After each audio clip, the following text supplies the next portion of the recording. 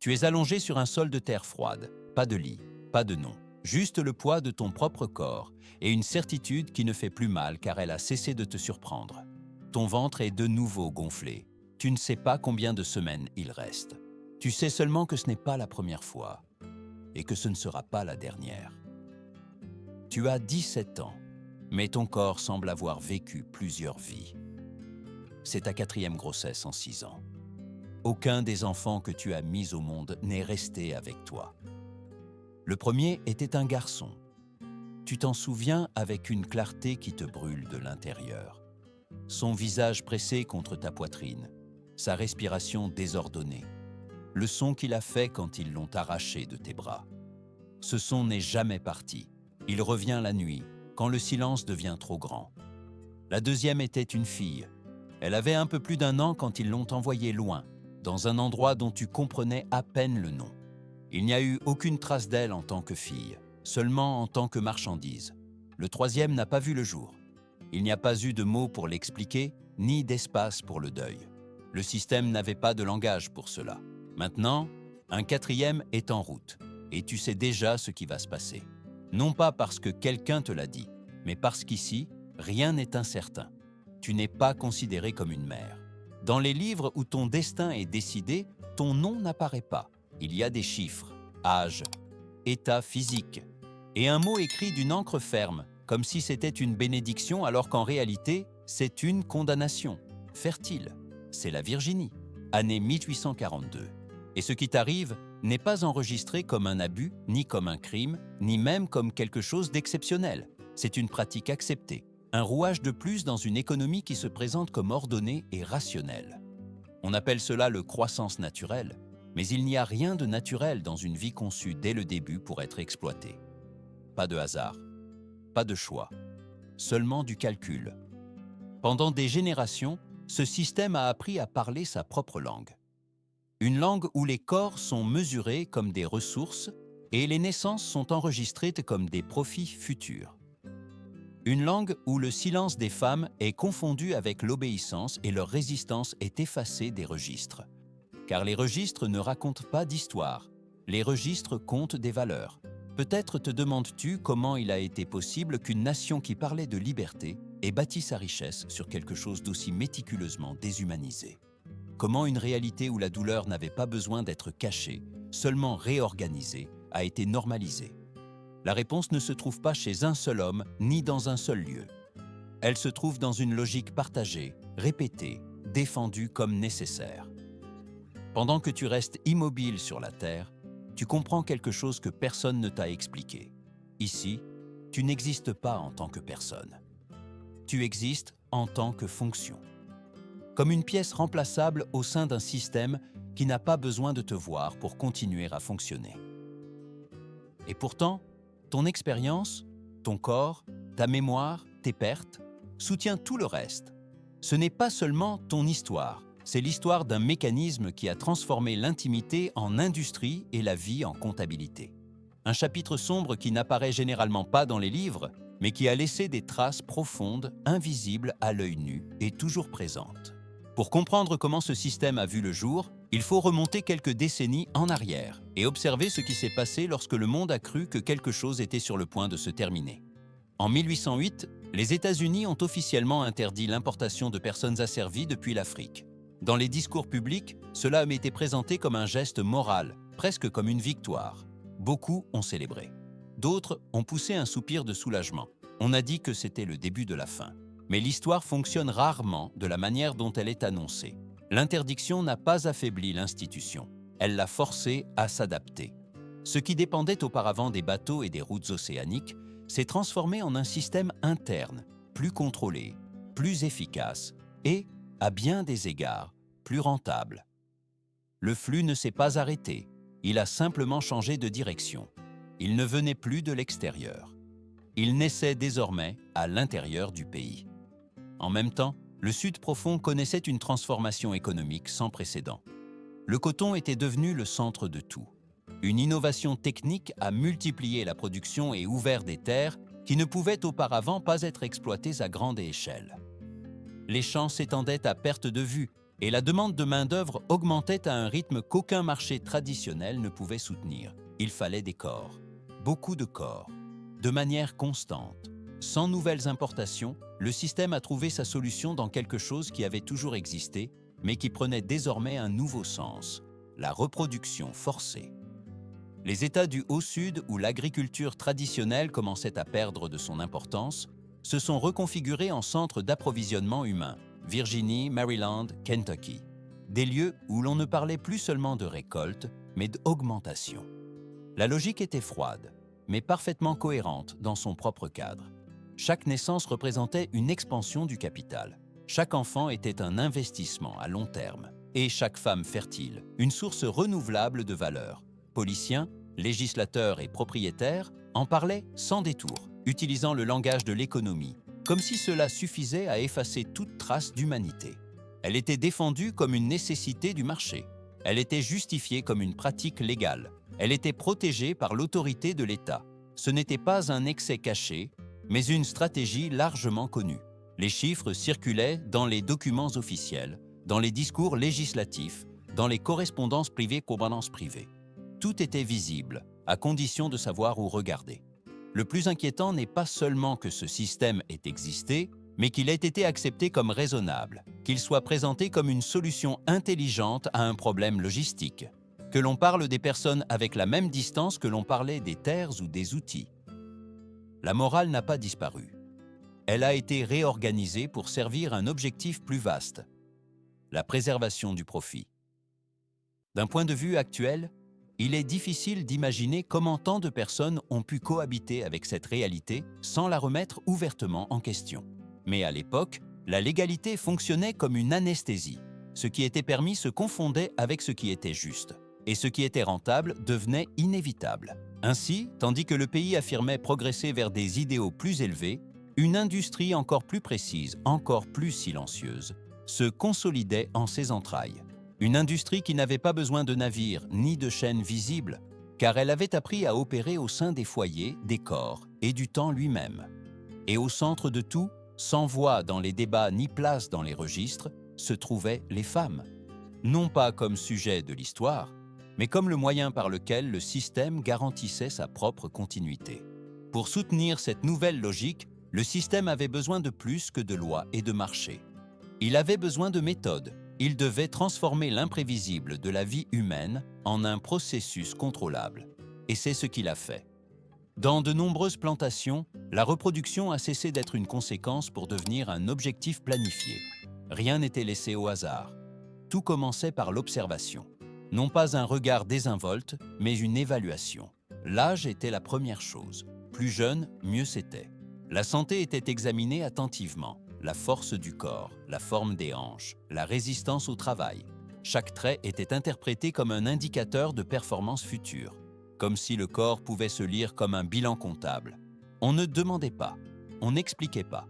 Les décisions étaient prises loin de tout consentement. Dans les registres, ces évaluations se réduisaient à de brèves notes, presque techniques. Un numéro, une description physique et une catégorie qui définissait tout le reste. À partir de ce moment, ta vie ne t'appartenait plus, même en apparence. L'étape suivante était l'assignation. Les unions ne répondaient pas à des liens, ni à de l'affection, ni à un choix. C'étaient des appariements décidés selon des critères de taille, de force et de commodité. Des hommes sélectionnés pour leur constitution étaient destinés à remplir une fonction spécifique. On ne leur donnait pas de pouvoir. On leur assignait un rôle au sein d'une machinerie qui n'admettait aucune déviation. Dans certains endroits, cette pratique a été institutionnalisée au point de recevoir un nom propre. On trouve des références à des hommes désignés exclusivement à cette fin, traités de manière légèrement différente, mieux nourris, temporairement éloignés du travail le plus dur. Non pas comme un privilège, mais comme un investissement. Le système prenait soin de ce qui lui était utile. Les femmes, de leur côté, étaient placées dans un espace ambigu, pas complètement séparées du travail, mais pas non plus considérées uniquement comme de la main-d'œuvre. Leur valeur principale résidait dans ce qu'elles pouvaient produire avec le temps. Chaque naissance réussie augmentait leur valeur. Chaque perte était enregistrée comme un échec, jamais comme une tragédie. Dans les plantations où des registres détaillés étaient tenus, Les naissances y apparaissaient des listées les unes après les autres, sans nom, sans récit, seulement des dates et des quantités. Le langage était le même que celui utilisé pour décrire la reproduction des animaux. Non par ignorance, mais par choix. Les mots sont importants car ils définissent ce qu'il est possible de ressentir. De l'extérieur, cela pouvait sembler un système stable, voire ordonné. Mais de l'intérieur, l'impact était dévastateur. L'identité s'effritait lentement. Être choisi pour ce rôle signifiait être piégé dans un cycle sans issue. Chaque année marquait une nouvelle étape du même processus. Le temps cessait d'avancer. Il ne faisait que se répéter. Psychologiquement, la stratégie était efficace. En réduisant la vie à une fonction, toute notion d'avenir propre était érodée. Il n'y avait pas de plan, pas d'aspiration, pas de possibilité d'imaginer quelque chose de différent. Le corps devenait un territoire occupé. L'esprit apprenait à se déconnecter pour survivre. Le plus perturbant est que ce système n'avait pas besoin de violence constante pour se maintenir. La menace suffisait, la certitude que toute résistance entraînerait des conséquences. L'obéissance n'était pas toujours forcée sur le moment. Elle était cultivée au fil du temps par la fatigue, la répétition et la perte accumulée. Ainsi fut construite une structure où chaque élément savait exactement ce qu'on attendait de lui, même si personne ne le disait à voix haute. Une structure où le silence était aussi important que les ordres, où l'absence de nom facilitait l'oubli. Et dans ce silence, génération après génération, le système s'est perfectionné. Non pas parce qu'il était invisible, mais parce qu'il avait appris à se présenter comme normal. Au fil des ans, le corps commence à enregistrer ce que les registres n'inscrivent jamais. Non pas en chiffres, mais en fatigue. En une lassitude qui ne disparaît pas avec le repos car elle ne provient pas du travail, mais de la répétition. Chaque grossesse ressemble à la précédente, mais aucune n'est identique, car chacune laisse quelque chose derrière elle. Au début, il y a encore des noms, chuchotés, pensés en silence. Mais on apprend vite que nommer fait plus mal, que mettre des mots sur quelqu'un qui ne restera pas est une façon de prolonger la perte. Alors, beaucoup de femmes cessent de le faire. Non par manque d'amour, mais comme une forme de défense. Le système ne contrôle pas seulement les corps. Il apprend aussi à contrôler l'attachement.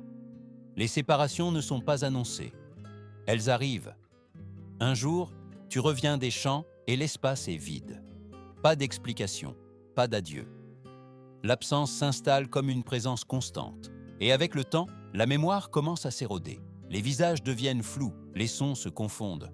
C'est pour beaucoup le moment le plus terrifiant, ne pas se souvenir clairement de ceux qu'on a aimés. Les témoignages recueillis des décennies plus tard parlent de cette sensation avec une précision troublante. Des femmes qui décrivent avoir senti quelque chose s'éteindre en elles. Pas de tristesse, pas de rage. Quelque chose de plus proche d'un vide fonctionnel. Une façon de continuer sans s'effondrer. La psychologie moderne appellerait cela la dissociation. À l'époque, ça n'avait pas de nom. C'était juste nécessaire. Certaines ont raconté comment le corps continuait tandis que l'esprit se retirait. Comment elles avaient appris à ne pas anticiper l'avenir parce que l'avenir se terminait toujours de la même manière. Chaque nouvelle naissance n'apportait pas d'espoir, mais une confirmation. Confirmation que le cycle continuait. Qu'il n'y avait pas d'issue individuelle au sein d'une structure conçue pour se répéter. De l'extérieur, ces femmes étaient vues comme productives, comme fiables, comme des ressources précieuses. De l'intérieur, beaucoup sentaient qu'elles n'habitaient plus leur propre corps, que celui-ci leur avait été confisqué et mis au travail pour d'autres. La douleur ne s'exprimait pas toujours par des larmes.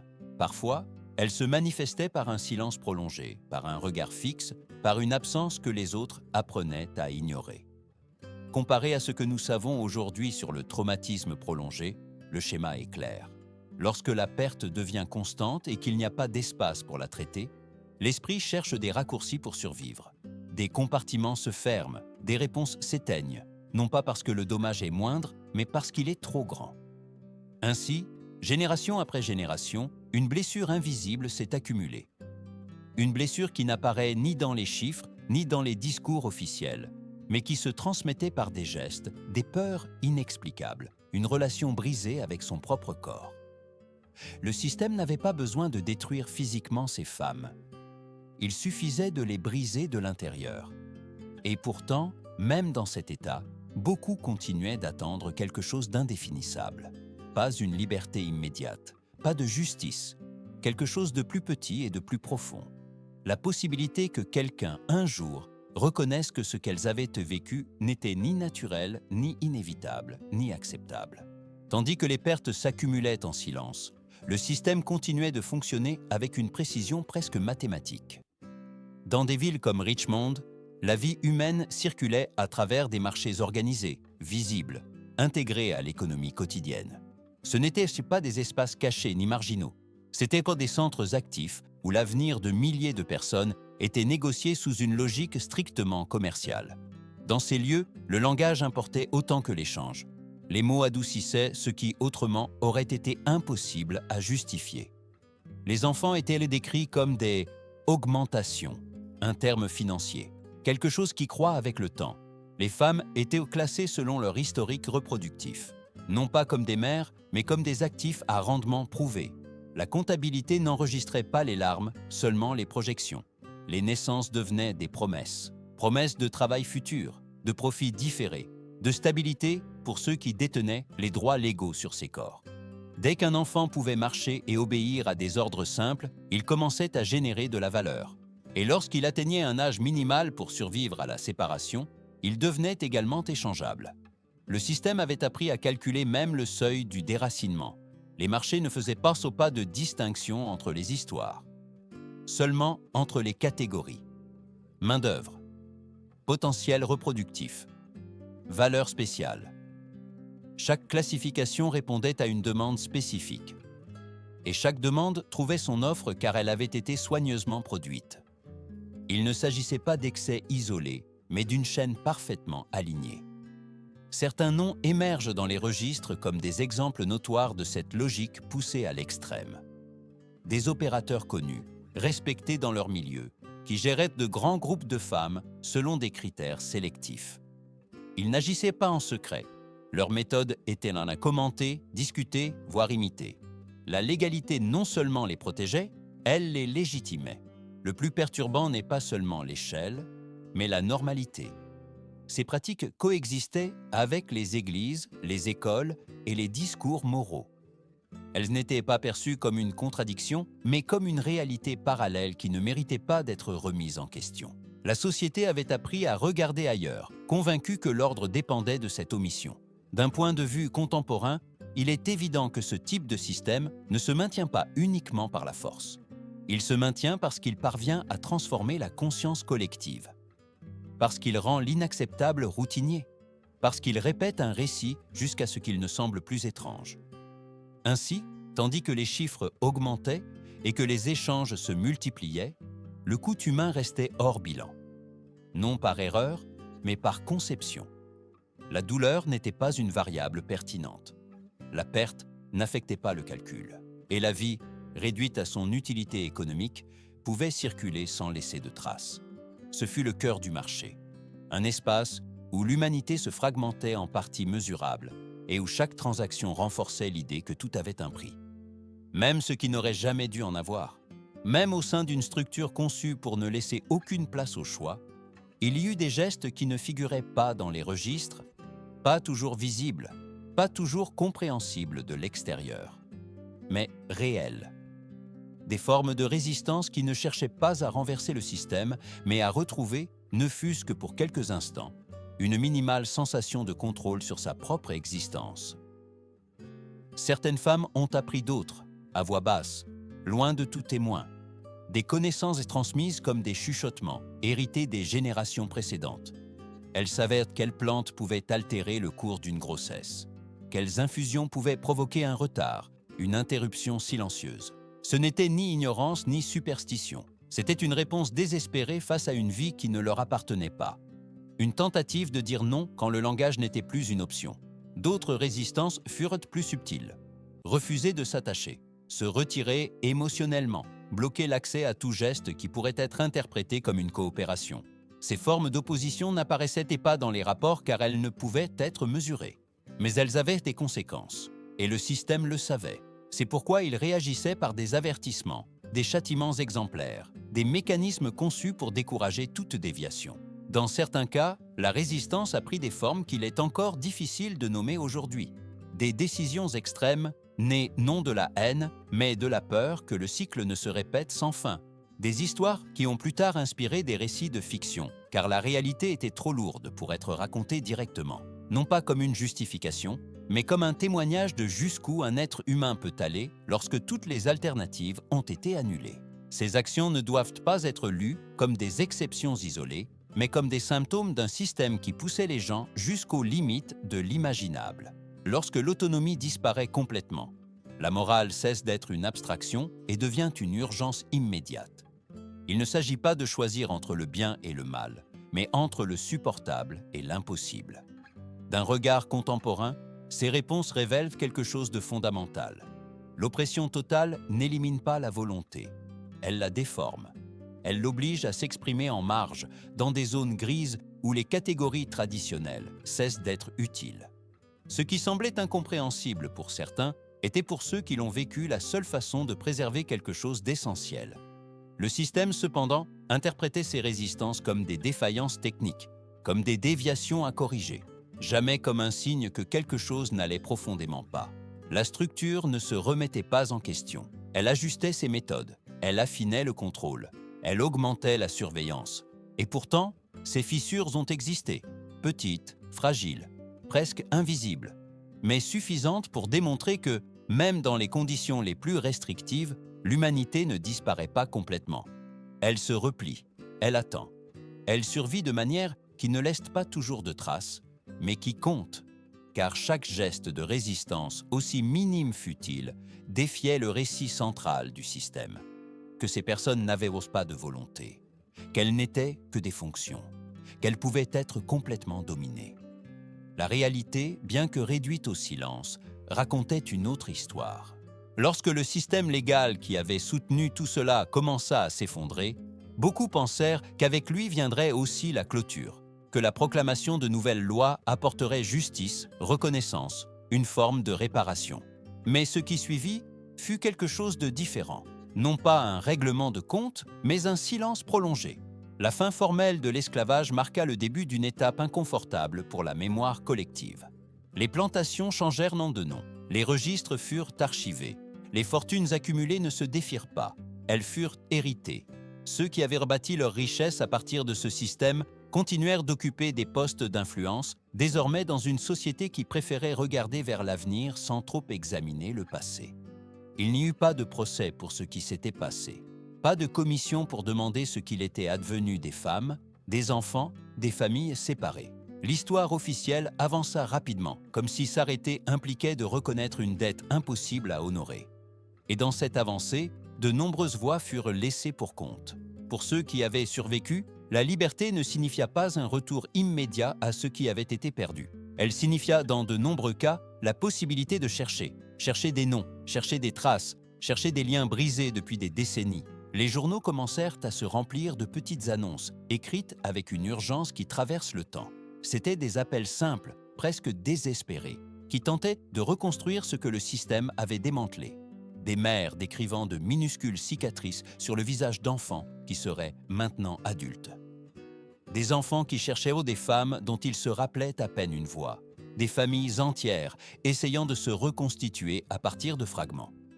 Ces recherches n'étaient pas symboliques.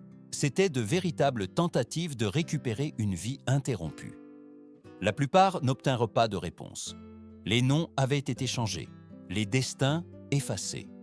Les personnes s'étaient déplacées, étaient mortes, ou simplement perdues dans un pays qui ne les reconnut jamais pleinement.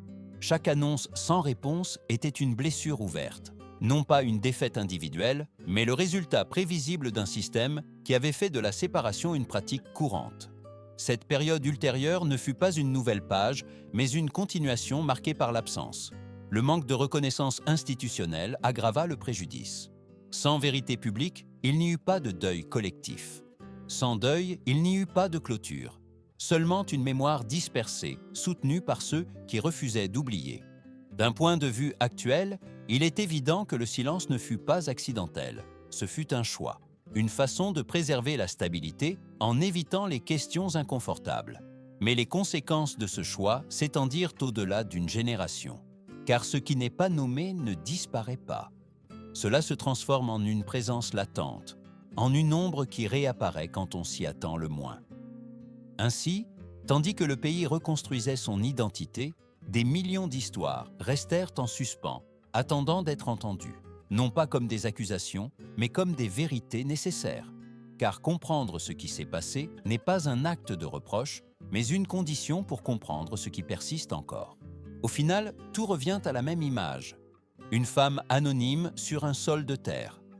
Non pas parce que c'est une histoire individuelle, mais parce qu'elle en représente des milliers. Des millions. Ce ne fut pas une exception. Ce fut un modèle.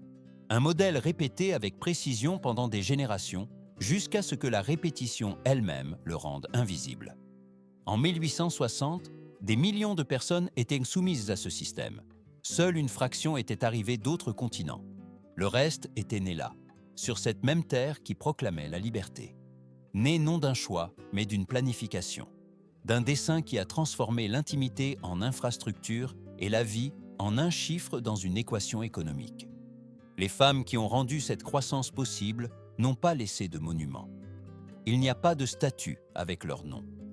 Il n'y a pas de date gravée dans la pierre qui indique combien d'enfants elles ont perdu ou combien de fois leur corps a été sollicité au-delà de ses limites. Dans les documents, quand elles apparaissent, c'est sous forme de lignes brèves, impersonnelles. Âge, état, capacité, rien de plus. Et pourtant, sans elles, rien de tout cela n'aurait existé. Ni les fortunes, ni les villes, ni l'expansion qui fut ensuite célébrée comme un progrès. Leur absence dans la mémoire officielle n'est pas un accident historique.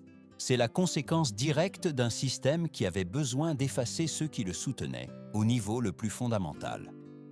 Avec le temps, ces histoires furent reléguées aux marges, réduites à des notes inconfortables ou directement omises. Non pas parce qu'il manquait de preuves, mais parce qu'accepter leur centralité obligeait à remettre en question trop de récits confortables. Il était plus facile de parler de lois et de batailles que de corps utilisés comme outils. Mais les traces demeurent, dans les archives incomplètes, dans les annonces de recherche qui n'ont jamais reçu de réponse, dans les questions qui n'ont pas encore leur place dans les manuels scolaires, et aussi dans les conséquences qui se transmettent de génération en génération, comme des échos qui ne connaissent pas les calendriers. Ce souvenir ne signifie pas s'ancrer dans le passé. Cela signifie reconnaître que ce qui a été construit a laissé des marques profondes, même si elles ne sont pas toujours visibles. Que l'histoire n'avance pas proprement, mais qu'elle accumule des couches de silence. Et que déterrer ces couches n'est pas un acte de culpabilité, mais d'honnêteté. La femme du début a pu survivre. Elle a pu vivre assez longtemps pour entendre que le système avait pris fin, ou peut-être pas. Peut-être est-elle morte sans savoir ce qu'il était advenu de ses enfants. Peut-être a-t-elle cherché pendant des années des noms qui n'existaient plus. Son destin exact importe moins que ce qu'elle représente. Elle, et tant d'autres, n'étaient pas des ombres. C'étaient des personnes. Des personnes dont l'humanité a été systématiquement niée. Et bien que le système qui les a réduites à des fonctions n'existe plus dans sa forme originale, comprendre comment il a opéré reste essentiel. Car les structures qui transforment les êtres humains en ressources ne disparaissent pas sans laisser de traces. Elles changent de forme, elles changent de langage, mais elles conservent la même logique si on ne les reconnaît pas. Ceci n'est pas un récit pour refermer une blessure, mais pour la voir clairement. Pour nommer ce qui a été trop longtemps omis. Pour rappeler que chaque chiffre avait une origine humaine et que derrière chaque système, il y a des corps, des mémoires et des vies qui méritent d'être reconnues.